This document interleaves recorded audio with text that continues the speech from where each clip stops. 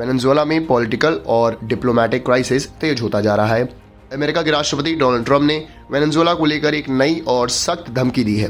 American action के बाद Venezuela के पूर्व राष्ट्रपति निकोलस मैडुरो को गिरफ्तार करके न्यूयॉर्क लाया गया है, जहां आज उन्हें ड्रग्स स्मगलिंग के केस में कोर्ट में पेश किया जाना है। इसी बीच वेनेजुएला के सुप्रीम कोर्ट के निर्देश पर वाइस प्रेसिडेंट डेल्सी रोड्रिगेज को देश का अंतरिम प्रेसिडेंट नियुक्त किया गया है। सत्ता संभालते ही डेल्सी रोड्रिगेज ने अमेरिका से निकोलस मैडुरो को वेनेजुएला को सौंपने की मांग की है। उन्होंने साफ कहा है कि वेनेजुएला में सिर्फ एक ही राष्ट्रपति होगा और देश को अमेरिकन उपनिवेश नहीं बनने दिया जाएगा। डेल्सी रोड्रिगेज के इस रुख से अमेरिकन प्रेसिडेंट डोनाल्ड ट्रंप भड़क गए हैं।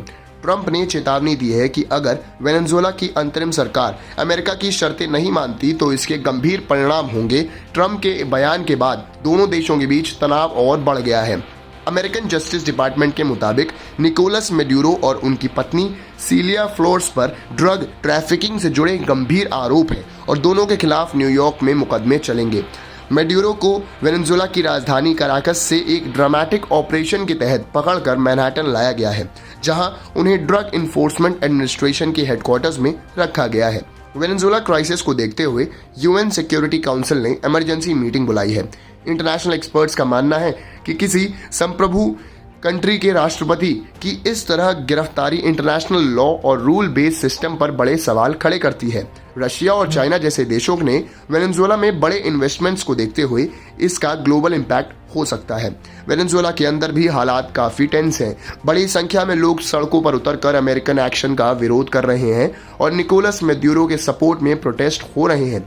वहीं अमेरिका के ऑयल एक्सपोर्ट कंट्रोल और पॉसिबल सैंक्शंस की धमकी से वेनेजुएला की इकोनॉमी पर भी संकट गहरा रहा है। सिर्फ अमेरिका ही नहीं बल्कि यूरोप और लैटिन अमेरिका में भी इस घटना का असर दिख रहा है।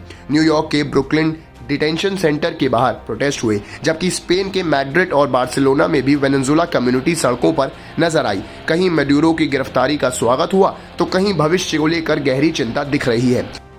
यूएन के आंकड़ों के मुताबिक 2014 से लगभग 77 लाख वेनेजुएला नागरिक देश छोड़कर जा चुके हैं। ऐसे में आशंका जताई जा रही है कि अगर तनाव और बढ़ता है तो वेनेजुएला का ये क्राइसिस एक बड़ा ग्लोबल क्राइसिस का रूप ले सकता है।